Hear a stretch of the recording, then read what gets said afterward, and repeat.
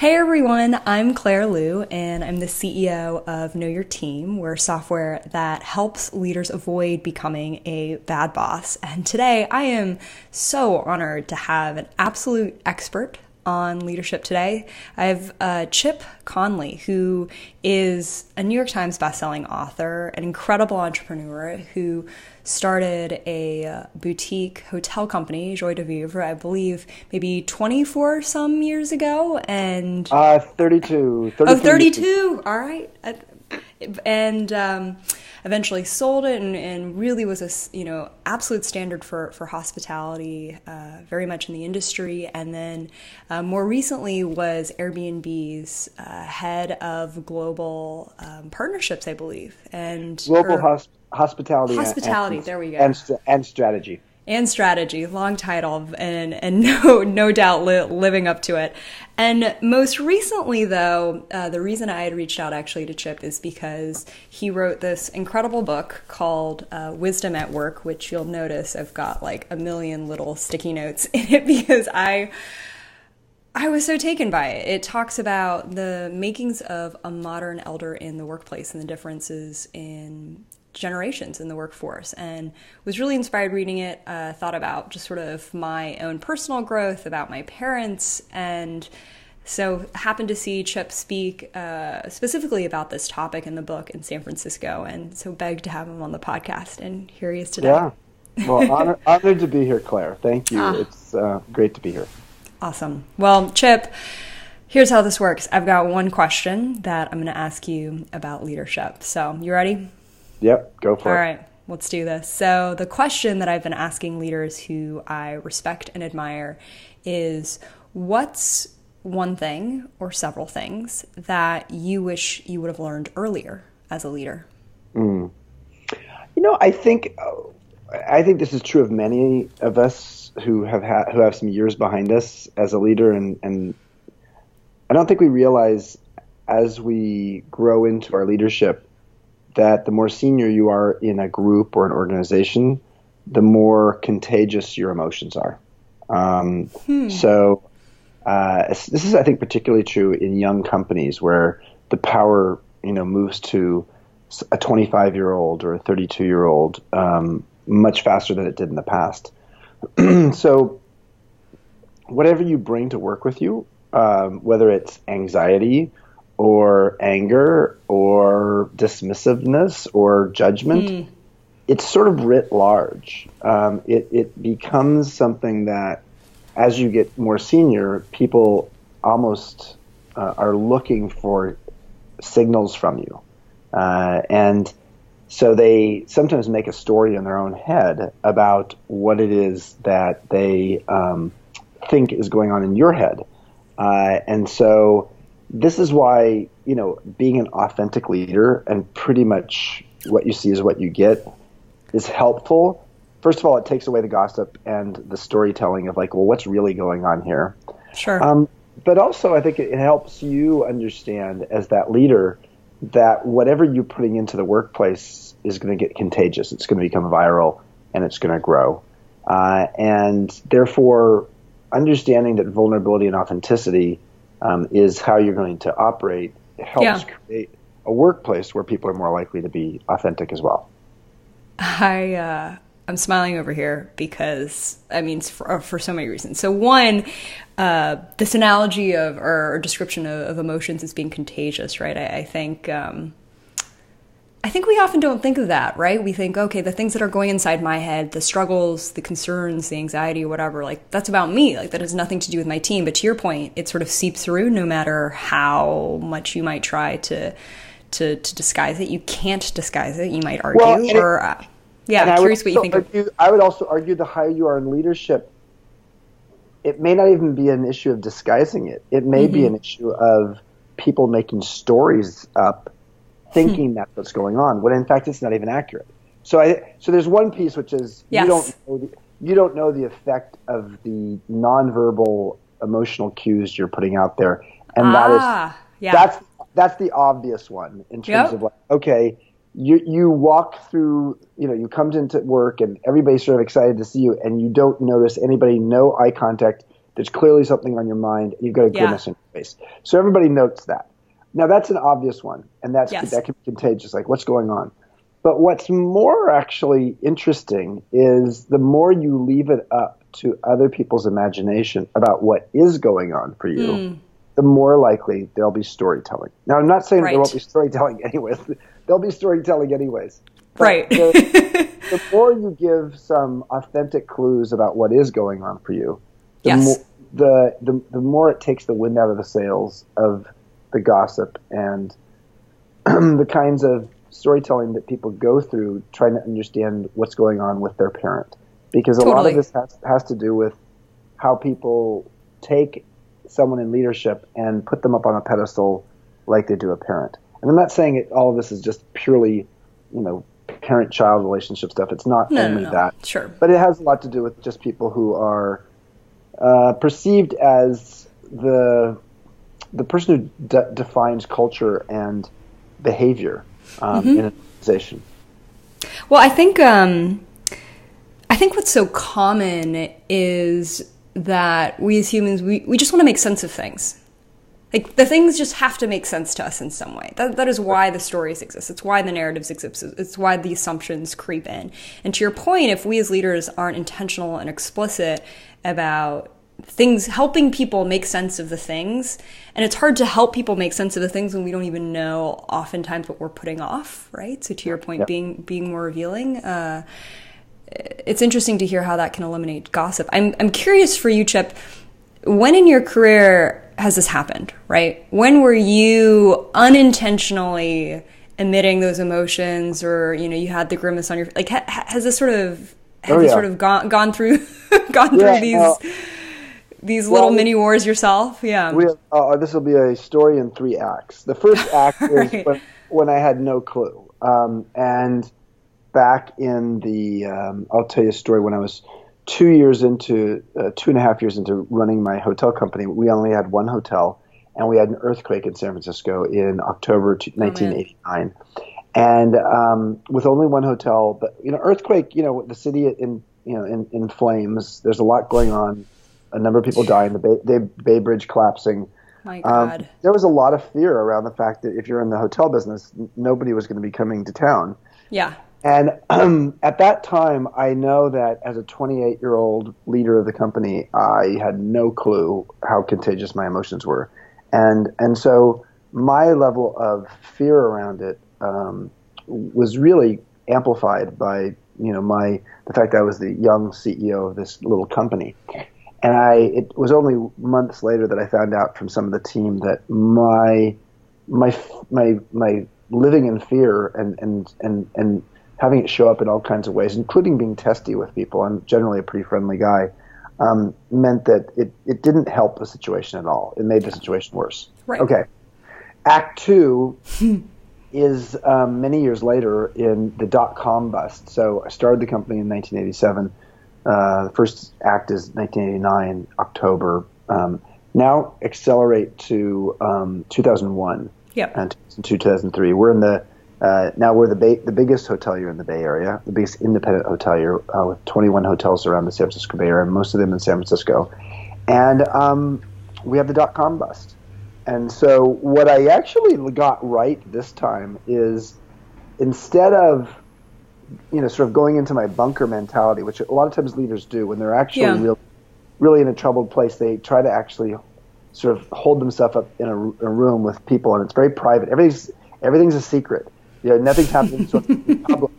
And so I didn't do that. Instead, I was very open in public, and I was, as one person called me, a vulnerable visionary. So during that time, I was pretty authentic about how serious this was to the hotel market in our region. To us as a company, we were the largest hotelier, and all of our hotels were in that region. So we were vulnerable, but I actually created a very visionary idea with my senior leadership team of how we were going to get through that time. Yeah. And we were really authentic about it. And that period from 2001 to 2006, we tripled in size during a time where most of our competitors had bankruptcies and foreclosures, and it had a lot to do with what I wrote about in my book, Peak: How Great Companies Get Their Mojo, from Maslow. How do you apply Maslow's hierarchy of needs to an organizational setting? And so I can say that time I was damn good. I mean, I really was. It worked. But I was very thoughtful about it. It was something I knew I needed to show up that way. Now, Act 3, when I wasn't so basically, Act 1 and Act 3 were not very good. Act 2, I was good. Act 3, which was the Great Recession, unlike the dot-com bust, where I sort of felt like we as a team were gladiators going through a difficult time. Yeah. What I felt in the Great Recession was like I was a prisoner. I was in a jail, and it was a jail of my own making, in the sense that the financial situation was more dire than it was during the dot-com bust, and we had more hotels. We had 1,000 employees during the dot-com bust. We had 3,500 employees during the Great Recession, but we had just opened a lot of hotels. But actually, the situation was not so much different. But my perspective was, I didn't want to be CEO of the company anymore. So that was 22, 23 years into being CEO of the company. Wow. Ultimately, I sold the company in 2010. But 2008, 2009 were really rough years, because I knew I was supposed to be putting a smile on my face. I knew I was supposed to be the vulnerable visionary. Yeah. And in fact, I had a hard time hiding my sense of wanting to just go away. Yeah. And then ultimately I had a really hard time with the idea that I had to be quite private about the fact that we were going to sell the company to a private equity firm. So it was a really hard time, and I wouldn't wish that on anybody else or on myself again. So I think I've learned my lesson along the way. The good news is that, a lot of those people have seen me. There's a few people who've actually been with me on all three of those eras during the course of now what is 32, 33 years later from when I started the company. Incredible. Thank you for sharing that. I feel like in many ways you're exemplifying right now being a vulnerable visionary by not just showing the highlight reel, right? You could have very easily just told me Act 2, Chip, right? Yeah. Like you could have very easily just been like, well, Claire, here's where I really nailed it. Here's when I was really vulnerable. Here's how I was authentic as a leader, and we rallied together and were successful. And you chose to share 3 stories, 2 out of the 3 being not as positive. So in many ways, really walking the talk here, Chip. But I do want to zoom in, though, on the Act 2, right? Like this idea of a vulnerable visionary, just very tactically for people who are maybe even uncomfortable by the word vulnerable, right? Yeah. I mean, so many managers and leaders I'm sure you've met and encountered who are like maybe that works for you, Chip. Like maybe that's a good style for you, but that doesn't work it just isn't my style. What would you say to that? What advice would you have for someone who's trying to wrap their head around it? Yeah, I don't think everybody has to be a vulnerable visionary. So let's use different words to maybe describe this. So the visionary piece was confidence. Okay. So you had to have some confidence. If you were lacking confidence as a leader about how you're going to get through this, that's not a good feeling to be working with an organization where the leader is clearly lacking confidence. Yep. So that's a different way of saying visionary. The vulnerable side is being candid. So maybe it's just candid confidence. Got it. And candid confidence, another alliteration. I was just about to say, you're good with these. I like alliteration. Candid confidence might be less extreme in terms of vulnerable visionary. Vulnerable and visionary sound, wow, those are so different. But candid just means you're doing your best to actually communicate, over-communicate, right, and help people to understand where things are.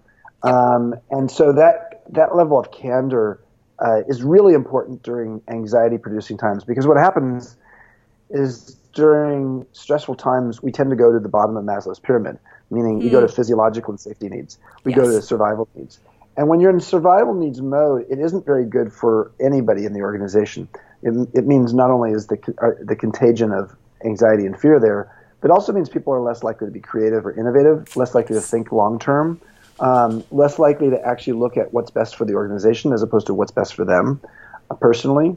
And so as such, there's a tax on the organization, a tax that actually means less creativity, less innovation, frankly, less happiness. Yep. That has a long-term effect on the organization moving forward. And if you don't recognize that, then you may not actually be the leader of that company 3 or 4 years from now, when the results of that start to become very clear in performance for the organization. It may not even take, it may be less than 3 or 4 years, but usually it takes a little while.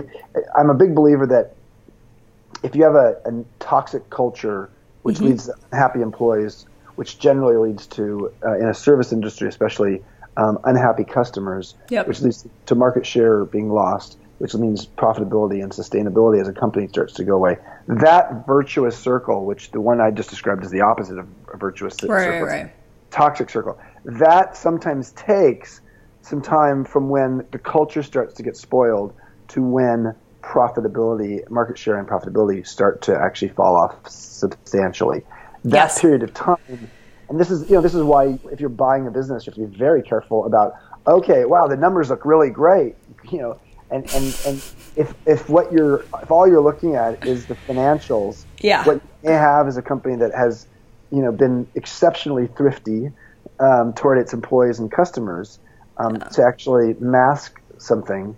And so the numbers look great, and then you come in and realize, oh my God, we're in a tailspin I didn't even realize. Yes. And so this is something, that's why culture is important. This is why, what I call karmic capitalism is important. What goes around comes around. It sometimes takes a while for it to come around. Yes. Do you think that loop is true not just in terms for companies, but in terms for individuals as leaders, and for why leaders actually have such a hard time really fixing and doing something about their blind spots? Is it because the consequences of not being transparent, not treating employees with full respect, you don't maybe see those necessarily on the balance sheet until a few years out?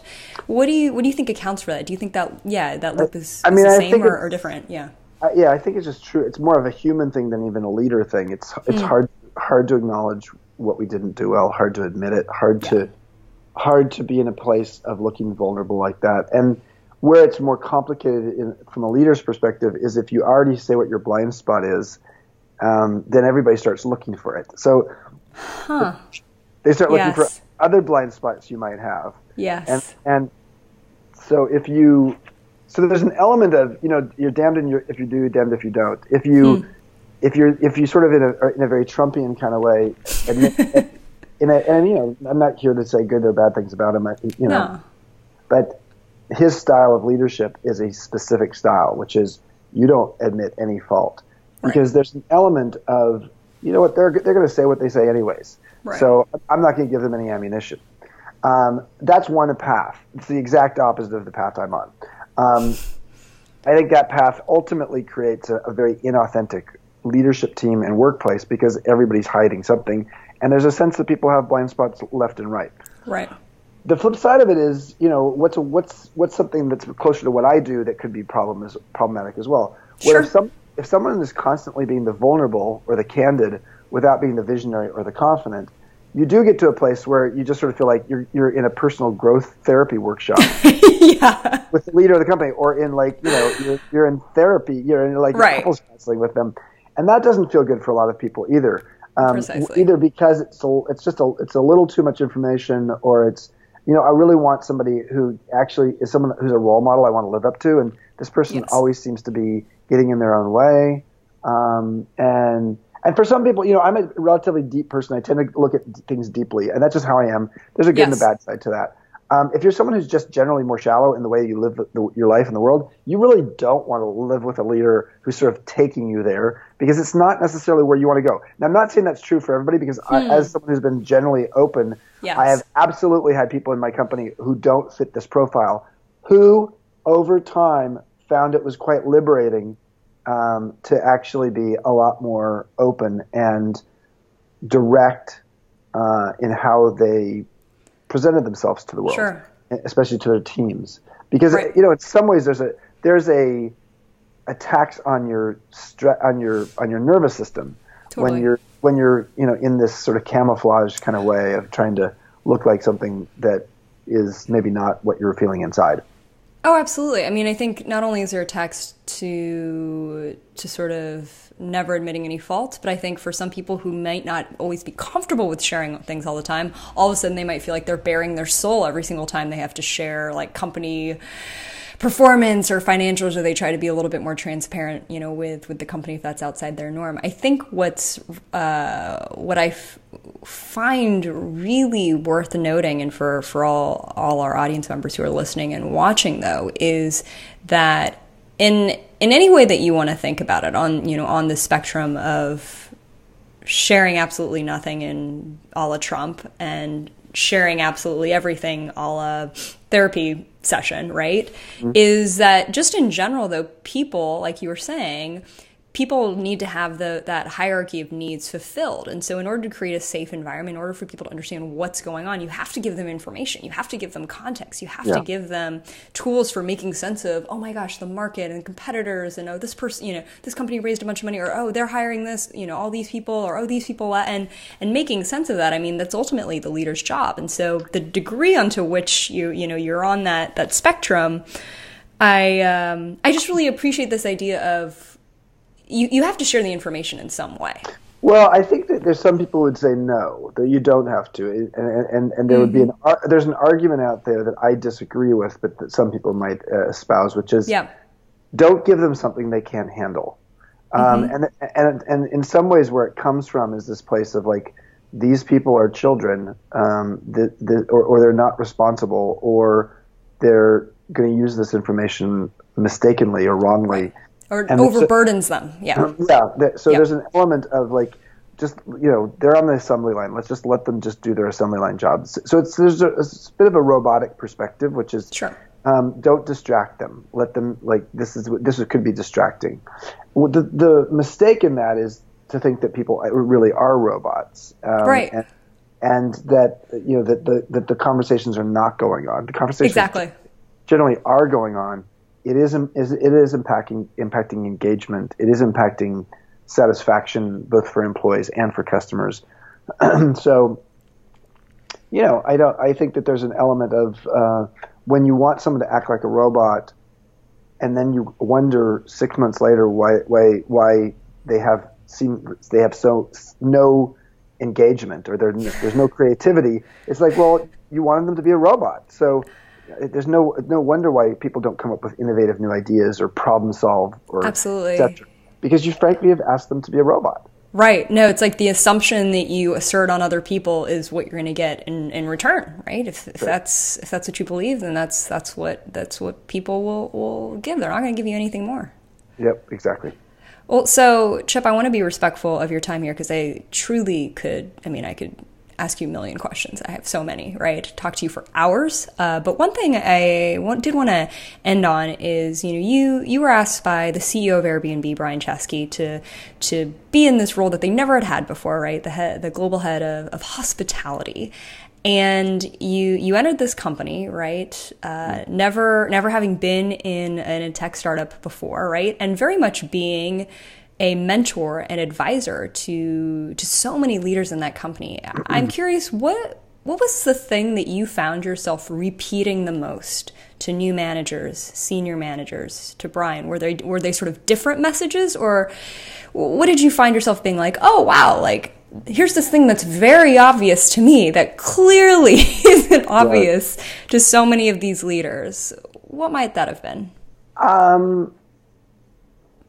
I think probably the predominant, usually it related to something around psychology, or the human condition, or understanding people, emotional intelligence, let's call it. I think often it would be, how will your team respond to that? You know, what will be the perspective of your team on this? And it related to how is, you know, I believe that a great leader is sort of a servant leader, and I hate the term servant leader. Seems very, very sort of, you know, U.S. you know, Civil War times, slaves in the South. I mean, but servant leadership's basic premise is actually quite positive, which is the higher you are in an organization, the more you're there to serve those who are lower in the organization and doing, frankly, a lot of the the core functions in the organization. So the thing that I would see often with young leaders is a sense that they felt like they had to do it all themselves. There's a sense that, you know, my job at age 27 with a bunch of direct reports who are 23 and 24 is to be the wise one and figure it all out. And often the best way to try to solve something was not to try to do it alone in that sort of John Wayne kind of way, but it was instead rugged individualism. It was really actually, how do you engage your team in a conversation about this so that they actually feel like their fingerprints are on the answer you come up with as well. And sometimes there's a risk in that in terms of like anarchy and, you know, democratic decision making and nobody gets anything done. That is a risk. And sometimes there's a risk that the person really wants to make all the decisions themselves. They love the fact that there's the autonomy that they want to have. And so that's, you know, worth considering as well. But more often than not, bringing it up at least to some of your senior leaders to sort of get them engaged in helping to create the solution, it comes back to a basic fundamental in life, which is if you weren't part of creating the solution, you're not going to be very good in executing it. So generally, people like to execute a plan that they have their fingerprints on. Yes, absolutely. What an incredible takeaway of understanding, if you want performance, if you want great execution, the buy-in has to be there. The actual participation, the co-creation has to be there. And to your point, you know, is there potential for things to be sort of side-railed or for there to be a loud room with a lot of voices? Absolutely. But in many ways, that's the role of the leader to navigate, is in finding ways to pull all the threads together in some way that's productive. And finally, I think having a good, strong, unified solution that may not be as perfect as your own, but have everybody aligned around it and then executing on it is probably going to be more successful than the brilliant idea you had that nobody else really felt any ownership over and therefore didn't execute on it with a sense of agency or ownership. Absolutely. That alignment is everything. Well, Chip, thank you so much for, all the gold that you shared with us today. I know so many folks who are listening and watching could not be more grateful. So thanks again. Well, feel free. I hope that people will read my book, Wisdom at Work, The Making of a Modern Elder. Absolutely. And feel free to go to my website, chipconley.com. Yes, please check out the website. Definitely pick up the book. I learned so much. I just blazed through it. It was so good. So thank you so much again, Chip. Appreciate everything. Thank you, Claire. All right. Bye.